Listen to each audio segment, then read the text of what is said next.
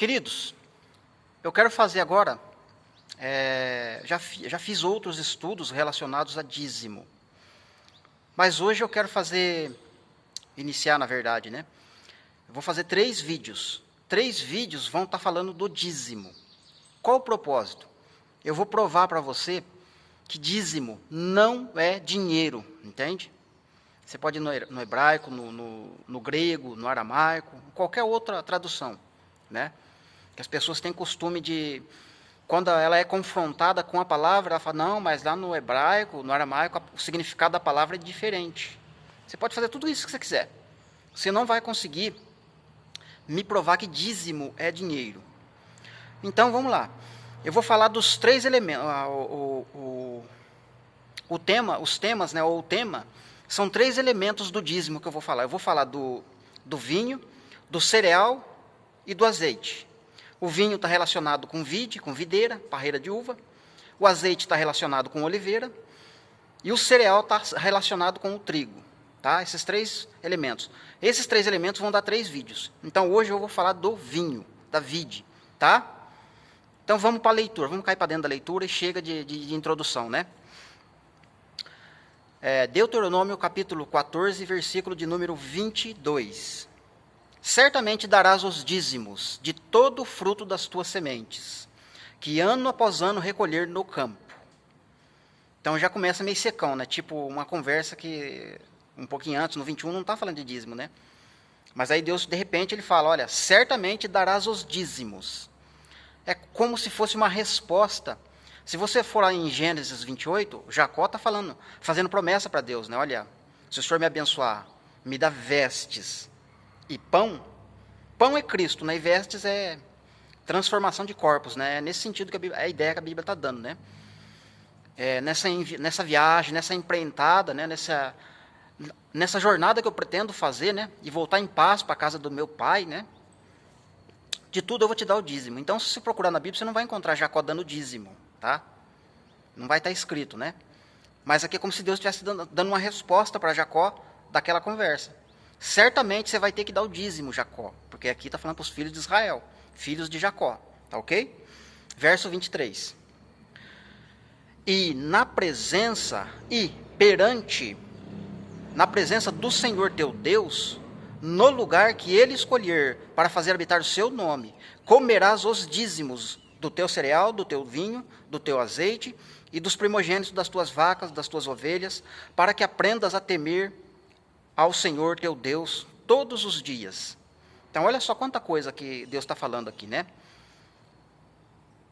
Primeiro, tem que ser na presença de Deus, né? O dízimo, né? Não tem como você fazer isso fora da presença de Deus, né? Eu vou dar o dízimo escondido, não tem jeito.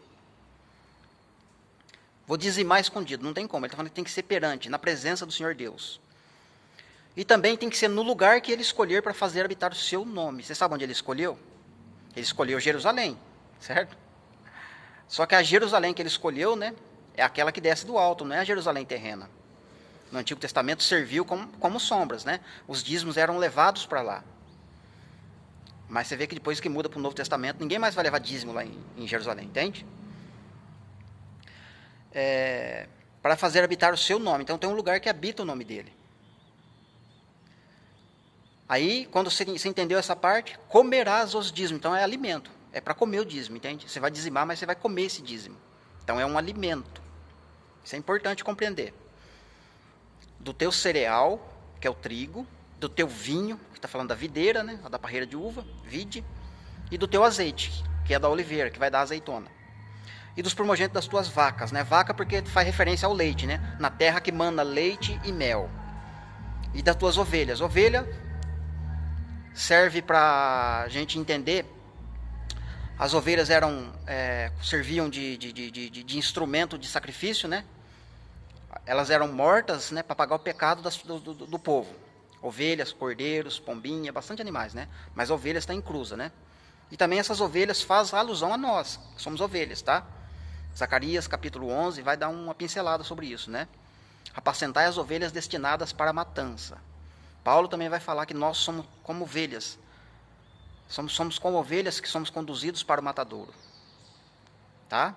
Mas o foco aqui não é falar dos animais, e sim desse alimento aqui. Ok. Então, o que é uma vide? Agora eu vou falar só da parte da videira, tá? Da vide, tá? Do vinho. Ok? O que é uma vide? Vide é uma parreira de uva, né? E essa ideia não começou ali com Moisés, ali na época do Egito, né? Nas tábuas da lei, quando deu os 10 mandamentos. Não. Essa ideia de vide, Noé, se você for ver lá Noé plantou uma vinha, né? Uma parreira de uva, fez suco de uva, tomou até encharcar. Se você voltar um pouco mais para trás, né? Abel também, né? Apresentou uma oferta ao Senhor, né? Ele tinha uma vinha lá, né? Entende? Então, isso começou antes de Moisés, tá? É importante compreender isso. Né? Na época, Abraão, né? Abraão mesmo tomou vinho, né? Junto lá com o rei de Salém, lá, né? Naquele momento lá da peleja, lá, né? E ele deu dízimo dos despojos de guerra, né? Ele não deu dízimo em dinheiro, né? Também é bom ressaltar isso. Abraão deu dízimo, pagou o dízimo dos despojos da guerra, né?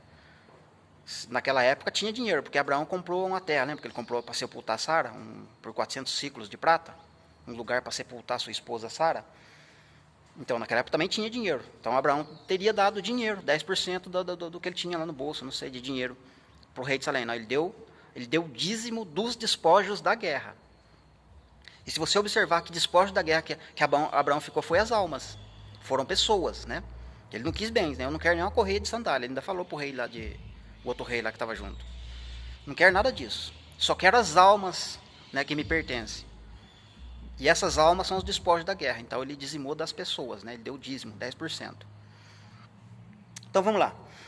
Então vide é uma parreira de uva, que serve para fazer o suco da uva, ok? Gênesis 49, né, tem uma profecia lá falando de José, que José seria um ramo frutífero, né? Um ramo de uva, né? Um ramo da videira, um ramo de uma parreira de uva, ramo frutífero, tá? Junto a uma fonte, né? O que seria essa fonte? Vamos continuar aqui, deixa eu virar meu rascunho, eu tenho bastante informações. Aqueles dízimos, né? Teriam que alimentar a viúva, o órfão e o estrangeiro, né? A viúva que é alimentada pelo dízimo, ela passa a ter marido, né? Você entendendo que não é dinheiro, né? Você entendendo que não é dinheiro e sim um alimento espiritual, né? Lá na lei era alimento literal, mas no Novo Testamento vai se tornar um alimento espiritual. Então a viúva vai ter um marido que é Cristo. O órfão, né? São os filhos do diabo, né? As pessoas que estão no mundo sem Cristo. Quando elas aceitam a Cristo, elas passam a ser filhos de Deus. Então elas vão ter um pai, não serão mais órfãos. Entende? E o estrangeiro é aquele que não faz parte do povo de Deus. A partir do momento que ele se alimenta do dízimo, ele entra para fazer parte do povo de Deus. Alimento espiritual. Essa é a ideia, né, que a Bíblia está dando com relação a esses 3 elementos, que são elementos usados no dízimo, que Israel entregava, né, nas festas. E também tinha que alimentar os levitas, né? Esse detalhe é importante, né? Levitas. Quem que eram os levitas, né? Os levitas eram as pessoas que trabalhavam com as coisas santas do Senhor dentro do tabernáculo, dentro do templo, né? Levitas também trabalhavam com a área do ensino. Aí os pastores querem usar como se eles fossem os levitas, né? Não, porque nós somos levitas, nós trabalhamos com o ensino, nós somos pastores, né? Então o dízimo tem que nos alimentar. Vocês têm que pagar dízimo para nós. Tem que encher a nossa barriga. Para nós comprar sítio, fazenda, apartamento, comprar carro. E os dizimistas são pobres, nunca tem nada, né? Não, você tem que dizimar para você ser abençoado, né? Mas quem é abençoado é quem recebe o dízimo. O dizimista mesmo que paga dinheiro, nunca ele é abençoado, né? Ele nunca fica rico. Vamos lá. Então, quando você entra ali, profetas, salmos, livro de Cantares, Eclesiastes, Lamentação, livro de Jó, Crônicas, Reis, Juízes, todos eles vão falar da videira, né? Da vide, suco de uva, né? Cada um com a sua visão, com o seu entendimento, mas apontando para um lugar só, né? Que a gente vai chegar nele. Quando a gente chega nos evangelhos, né? Jesus ali na Páscoa, né? No culto, na ceia, quando ele pega o cálice, né? Com o suco de uva dentro, ele diz: olha, este é o cálice da nova aliança, que significa o meu sangue, né? Por amor de vocês, né, que vai dar vida para vocês, vai dar vida para muita gente. Então, agora o suco de uva se transforma num sangue, né? E se transforma também numa fonte de vida, né? Quem bebe desse sangue, desse suco de uva, que é o sangue de Cristo, né? tem vida eterna, né? Por isso que o raminho lá de José, né? José será como um ramo frutífero junto a uma fonte de vida, entende? Então, o suco de uva é um alimento, né? É uma fonte de alimento. Foi uma fonte de alimento literal para as pessoas do Antigo Testamento, mas no Novo Testamento ele se torna um alimento espiritual. Agora é uma fonte de vida e vida eterna, né? Se beberdes do meu sangue e comer a minha carne, vocês têm vida eterna, né? Quem não come do meu sangue, quem não bebe do meu sangue e não come da minha carne, não tem vida em si e também não faz parte comigo, não tem parte comigo. Então é importante, né, esse suco da uva, certo? O interessante é quando você olha para os símbolos das 12 tribos de Israel, cada um tem um símbolo, né? A tribo de Judá tem o símbolo do leão, né? Porque é o leão da tribo de Judá. Né? Ali a tribo de Naphtali, né? Se eu não estiver enganado, que eu não pesquisei isso, né? Me veio a memória agora para falar do símbolo. É uma gazela, né? Solta, né? Então, cada tribo tem um desenho, né? Tem um símbolo. Até por quando eles partiam do arraial, indo para a guerra, ou se deslocando para algum lugar, cada bandeira tinha uma ordem e ia na frente. Entende? Mas eu quero falar da tribo de Efraim. Antes de Efraim se tornar um reino, né? Antes de Efraim se tornar o povo de Deus, né? As 10 tribos, ou entrar no comando sobre as 10 tribos, Efraim, quando ele era tribo, o símbolo da tribo de Efraim é um ramo de vide, um ramo da uva, com uma jarra, né, de uva, né, com suco de uva, né, representando essa fonte de vida, né, para se cumprir o que foi falado de José. José será um ramo frutífero. Então, o ramo frutífero, e como Efraim é filho de José, esse ramo frutífero foi como símbolo para Efraim, entende? Então, para quem já conhece o estudo das duas casas de Israel e sabem que nós somos efraimitas, né, entramos, né, nas promessas de Abraão por intermédio de José, somos efraimitas. Então, esse símbolo é o símbolo nosso, é o símbolo dos gentios também, que é o ramo frutífero da videira, ok? Então, agora o suco de uva gera vida, né? E une o homem com Deus, né? Então, agora, por causa desse suco de uva, representado em Cristo Jesus, né, nós somos unidos em Deus, somos reconciliados com Deus, ok? Através dos cultos de Santa Ceia, né? Agora, olha só que interessante, né? Jesus, quando ele vai falar lá no Evangelho de João, no capítulo 15, versículo de número 5, eu vou ler para você. Eu sou a videira verdadeira, vós sois os ramos. Quem permanece em mim e eu nele, esse dá muito fruto, porque sem mim nada podeis fazer. Olha só, a gente já está chegando basicamente no final do estudo, tá?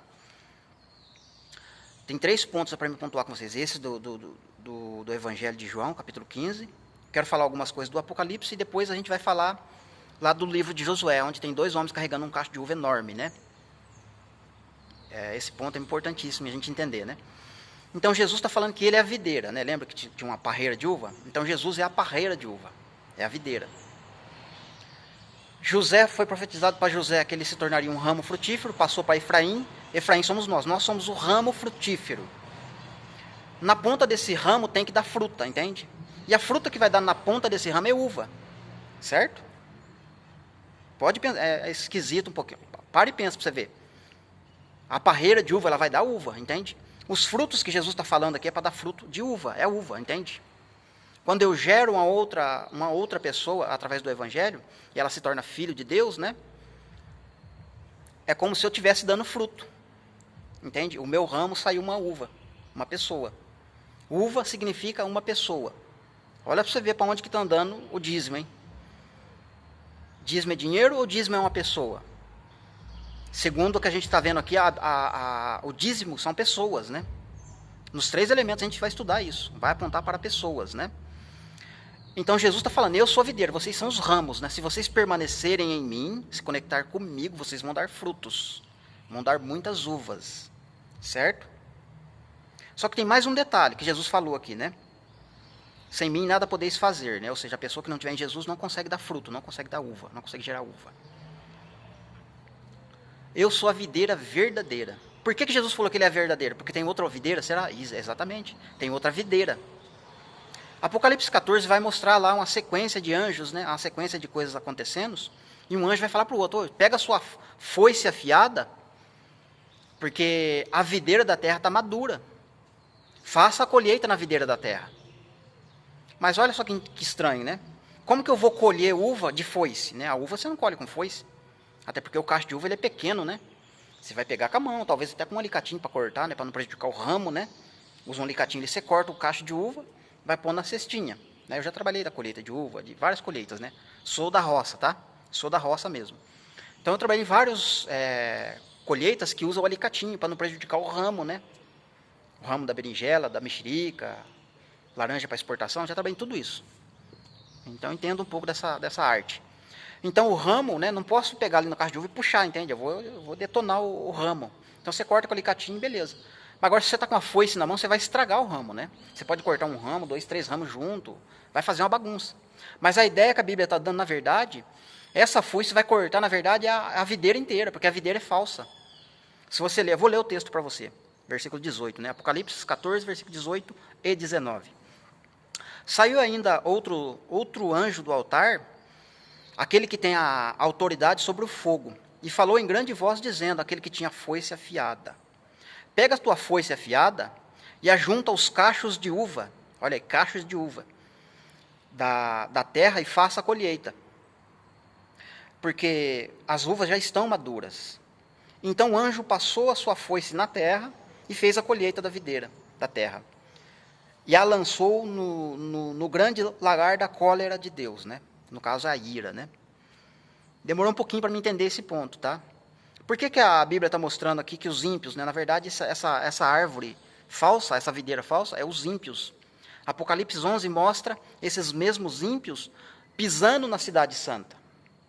Pisando em nós, porque nós somos pessoas e nós fazemos parte da videira verdadeira. Então eles pisaram nessa uva, entende? Só que aí, quando Jesus vem, ele arrebata a igreja, se une com a igreja, e ele mesmo vai lá e pisa o lugar da ira de Deus Todo-Poderoso, entende? Apocalipse 19 vai confirmar isso. Ele pisando no lugar da ira, entende? Lugar da ira de Deus Todo-Poderoso. Então, assim como eles pisaram, né, os gentios pagãos pisaram na cidade santa, que é nós, que está representado lá no nome, né, da Jerusalém, cidade santa que somos nós, pisou a gente, esmagou a gente durante a grande tribulação. Agora é a gente que vai esmagar eles, entende? Através de Cristo. Eles que são esmagados, entende? E fora da cidade, né? Não vai ser em Jerusalém, vai ser fora da cidade que eles vão ser pisados. Lá no vale do Megiddo, né? É, na verdade, o Armagedon aqui acontecendo, na verdade, a cena, né? Está falando de Apocalipse 19, Apocalipse 14. Então, o que eu quero dizer com isso? Quase não tem nada a ver com dízimo, mas é para mostrar que as uvas representam pessoas, né? Tanto para o povo ímpio quanto para o povo de Deus.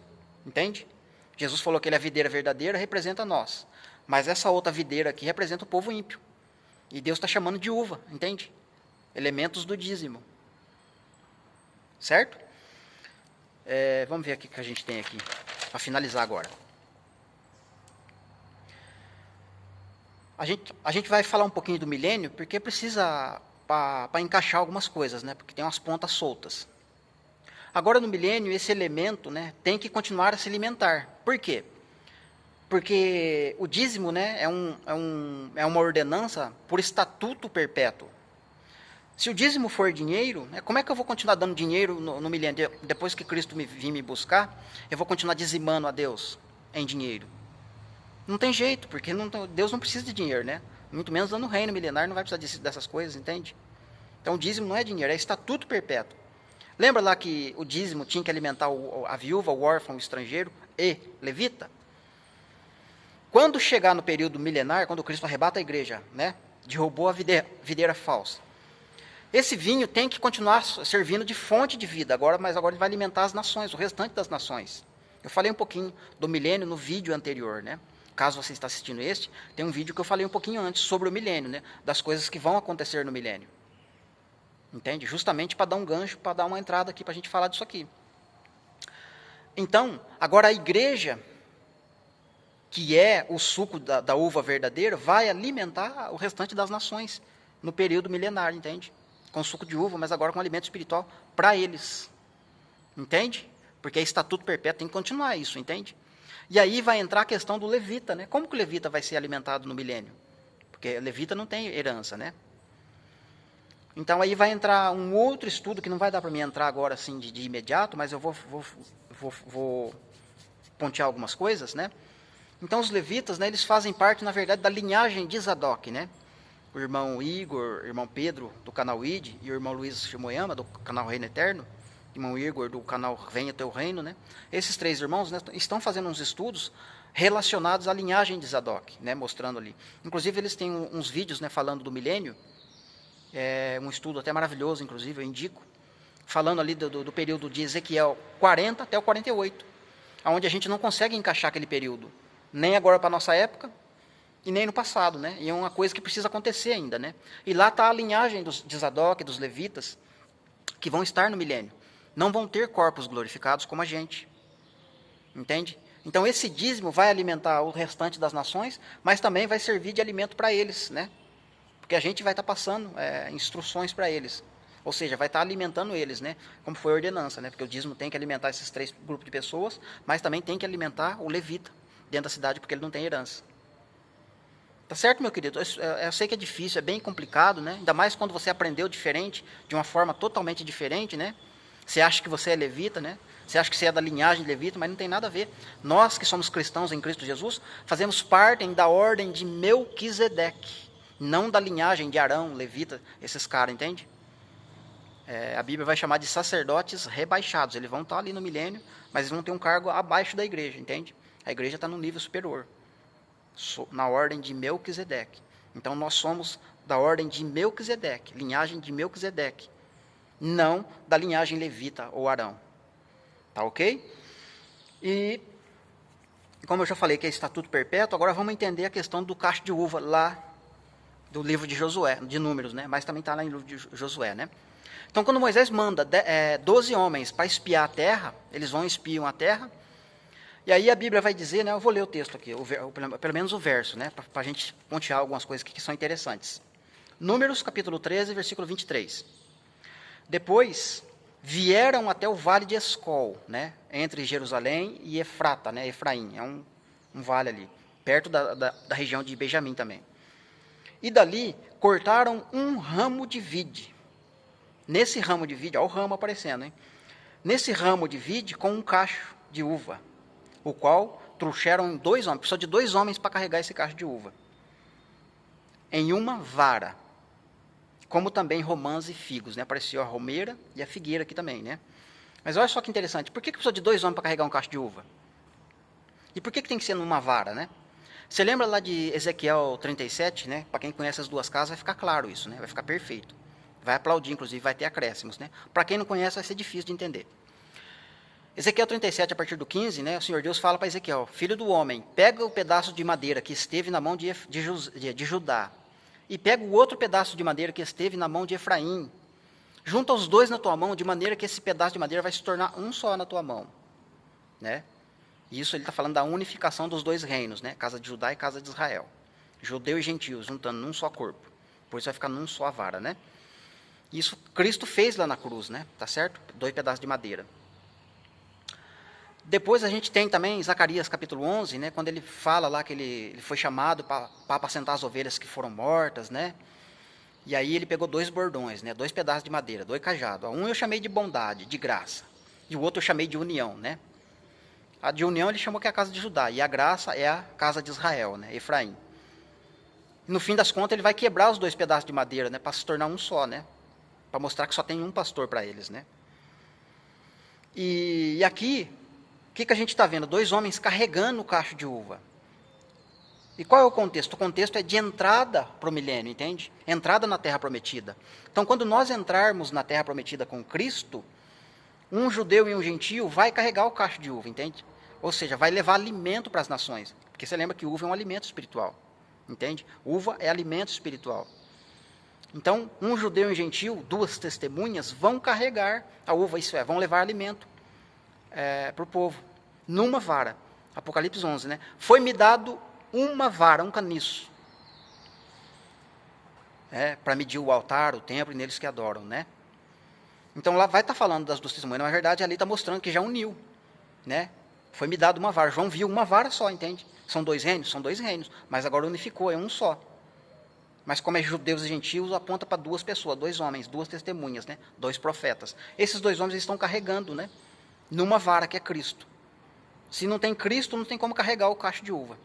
Então Cristo unifica os dois homens, né? As duas testemunhas, e através dessa união eles vão alimentar as nações. Entende? Olha para você ver para onde foi parar, né? O assunto do dízimo, né? Mas isso é um entendimento maravilhoso para quem entende o que eu estou falando, né? Principalmente para os irmãos e as irmãs que já estudaram sobre as duas casas de Israel, sabe a fundo disso, né? Então isso é uma coisa tremenda, uma coisa maravilhosa, né? Duas testemunhas carregando o cacho de uva. Cristo na vara ali, que ele é a vara que carrega, né? Que une, né? Se não tiver a vara, não consegue carregar o cacho de uva, entende? E a uva serve de alimento. Eles vão levar para mostrar para Josué, né? O cacho de uva lá. Olha, isso aqui que está lá na terra prometida, estou sempre de lá. Isso aqui vai alimentar o povo, né? É fonte de alimento. Tá certo, meus queridos? Finalizando aqui o vídeo, tá? Espero que vocês tenham compreendido, espero que essa parte da videira ficou claro para vocês, tá? Então, uva significa pessoa, não é dízimo, tá bom? Que Deus te abençoe, compartilhe esse estudo, nos ajude a divulgar, curta, comente, ajude, coloque nos grupos de WhatsApp, grupo de estudo no Facebook, no Instagram, outros grupos aí, outras plataformas de estudo que tem, né? Eu não conheço, por isso eu não falo o nome, mas eu sei que tem bastante. Tá certo, meus queridos? Que Deus te abençoe e até o próximo vídeo que a gente vai falar. O próximo é da oliveira, que é o azeite, tá? E por último a gente fala do trigo, que é o cereal. Beleza? Deus te abençoe. Um forte abraço.